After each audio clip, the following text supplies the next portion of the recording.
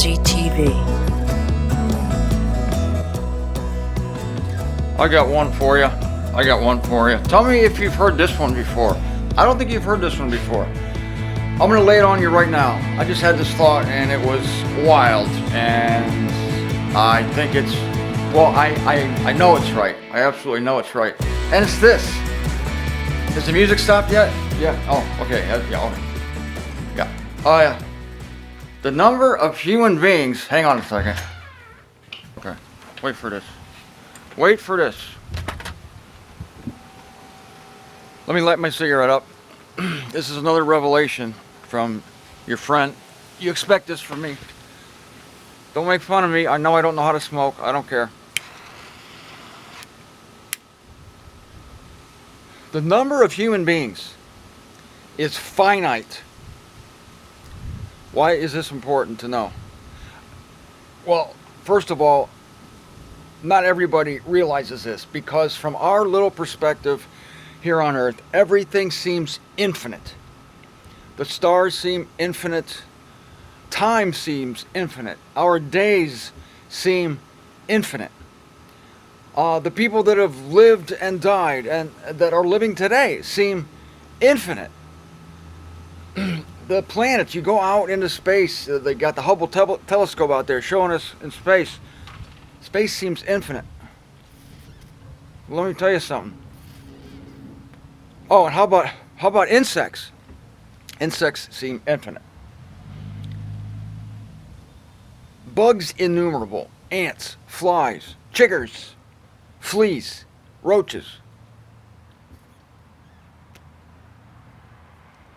But let me ask you this. Don't the hairs on your head seem infinite? There's our first clue that God is a God of micromanagement, because every single hair on your head is numbered. Who cares, right? God does. And I like the thought of finiteness, because it's so tempting to think that God is just out there and God is random, that he's not really paying attention, and that things keep coming and going.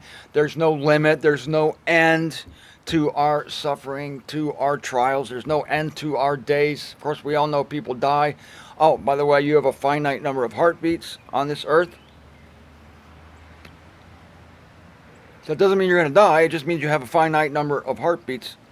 Those of us who will remain alive will use up our allotment of heartbeats. But think about this. Before God wrote the script of the eons, he knew exactly how many human beings he wanted to bring into the world. And it is a finite number. I'm talking about starting with Adam to the very last human being. Yes, there is a last human being. And I'm talking about before the consummation. I'm not even talking about in this particular eon, because we know in the 1,000 years of the kingdom eon, there are going to be people being born. And I believe human beings will be being born, mortals, mind you, mortals will be being born on the new heavens, on the new earth. None of this happens in the heavens. There is no procreation in the heavens as far as I know. If I find out that there is, you'll be the first to know.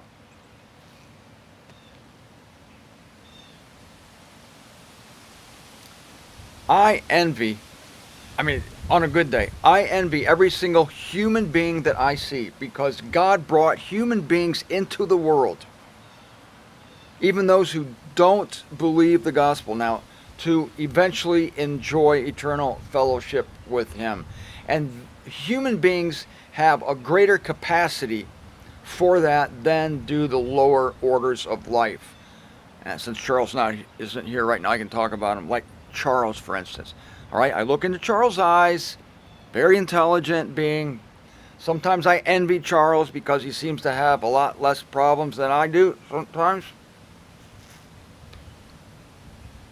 Charles is intelligent. Animals are intelligent.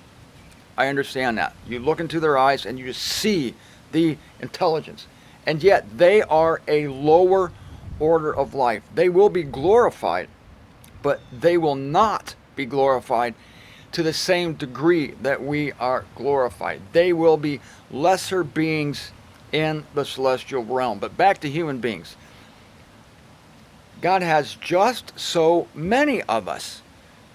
And it is an incredible blessing and advantage. Forget about being a believer now. Just to be born into the human race, it means that God has a special plan for you, that you are born with a capacity to understand your surroundings, some of us to a greater degree than others, to feel, to think. And because of this, these human beings will also have the capacity to be glorified and to worship God in new bodies. Therefore, I would tell anyone this. I would tell the basest, grossest person on the planet that you, sir or madam, are blessed to be a part of the human race. The human race was not invented until Adam. There was no such thing as a human race. God, in the Garden of Eden, was creating a race of beings that he could fellowship with most intimately, because we are made in the image of God. Doesn't say dogs are. Sorry, Charles. Don't tell Charles I said this. Charles is not made in the image of God. Sorry. And as nice as your cats may be, they're not made in the image of God. Adam, that is humanity, is made in the image of God, because this will allow God fellowship that he longs for, that he craves. Don't you like it when you get together with fellow believers, because instantly you have this rapport and you understand each other and you can hit the ground running, talk about all things about God that you just can't talk about with your heathen atheist friends. It's just like, okay, I'm going to be spending time with Aunt Sue and she doesn't know anything, and it's going to be this stupid talk, about fashion or interior design, and it's just not great. So God wants to have beings that he can really relate to and that he can regale with tales of the early days of the universe. This is what human beings are for. We think human beings are simply self-contained entities, but they're made for the glory of God. They're made to be able to eventually understand God, to eventually be able to fellowship with God, and that God can fellowship with them. We forget this. God created all creation in order to have fellowship, right? He was lonely, you might say. I'm speaking in human terms, speaking as a man. That's all I got right now. But God wants fellowship. And the first being he created, you know what? I will call Christ a human being, but he was of a different order. He is a man, though. Yes, for sure. Jesus Christ was the first creation of God. There's only one of him, although he is bringing many sons to glory, but he's the inaugural son. God had the most intimate fellowship with him. He understood. Christ understood God. Now, we know that the heavens is sprinkled with other forms of spiritual life.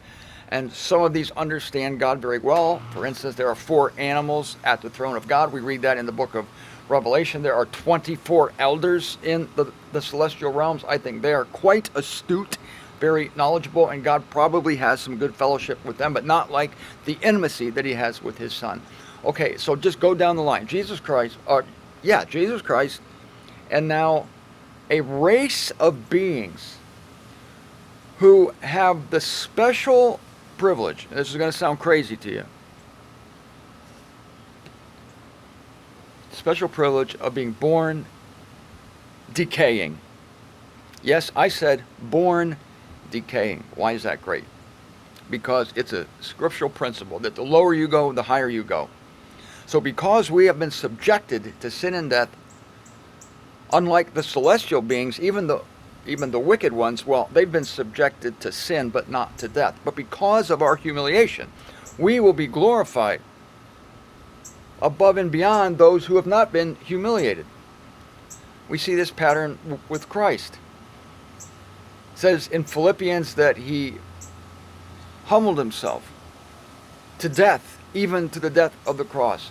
And therefore, Paul says, because of that, God highly exalts him. So after the cross, Jesus Christ was highly exalted and had a glory above the glory that he had when he was with the Father before coming to earth. So he will always have more glory than us, but we're right behind him, because we have tasted sin and death. So the whole world is groaning and travailing because they've been subjected to this hard lot. But, people come, people go. I have made some shows from the cemetery over here. People come, people go. A lot of them are in the ground. A lot of them have disintegrated, but they will be regathered. They will be revived. They will be eventually vivified, and they are a most privileged race of beings, because they are going to enjoy, and when they see it, when they come into it, they'll understand it.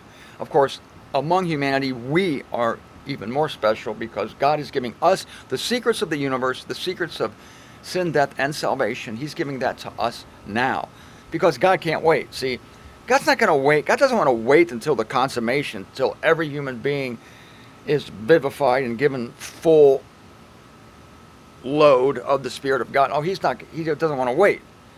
He's rather impatient that way. So he wants fellowship now. So he has it with us, and he has it with Christ. And so every single human being was born for this, Even aborted babies, yes, they will be resurrected. If any of you women out there have aborted babies, be at peace.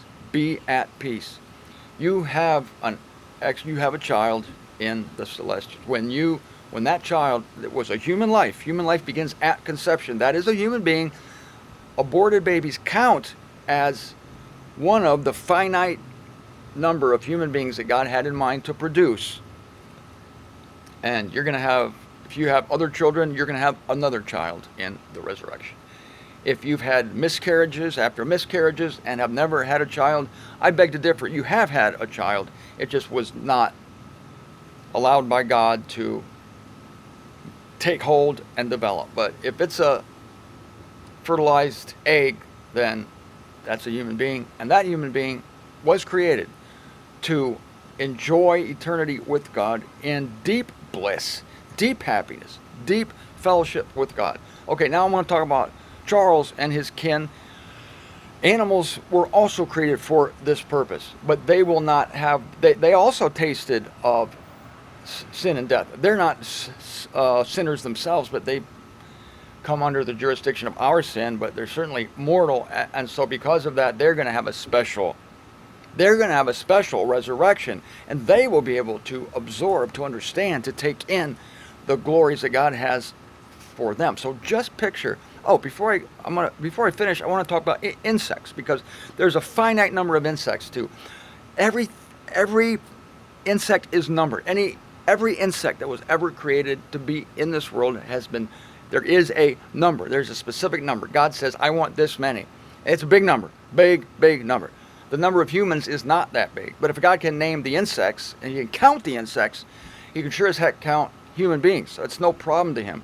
It tickles me that it's finite, because it means that God is in control, that God has planned it, that God is not just cast out some random plan and, well, however many human beings come into being, that's how many come into being. No, they were all purposed. And the insects, oh my God, imagine this. All the insects that have ever been, they have souls, they are living souls, they move on their own. That's one of the qualifications of a soul. And so they will be glorified. And so think of all the insects that are going to be flitting around in heaven. They'll be changed. I told this to somebody, and they said, I don't want to see a fly up there. I hate flies. Mosquitoes, you can tell me mosquitoes are going to be changed. They're going to be changed, just like you've been changed, just like Hitler's going to be changed. Mosquitoes, every one of them will be changed. They will no longer be pesky things. They will no longer bug you. That's where the name bug comes from. They bug you. They won't be that anymore. They will be transformed, just like you were, and they will be part of the swarm of glory and fellowship that will redound to the glory of God. God's going to love it. So His circle of fellowship goes from Christ to us, to Charles and dogs and cats and then to insects, but they all have their own capacities to worship God and to enjoy, to feel pleasure about being in the circle of God. And it's all for God's glory because, man, He loves fellowship. He loves fellowship. And so when you see a down and out human being, when you see some poor person who's just like down and out, think this, that they won the lottery. They won the lottery just to be born a human being. Because when you see the fulfilled capacity, when you see the future, the glorious future, which at that time will be a reality, when you see that and when they see it, they are going to thank God that they were born into the human race.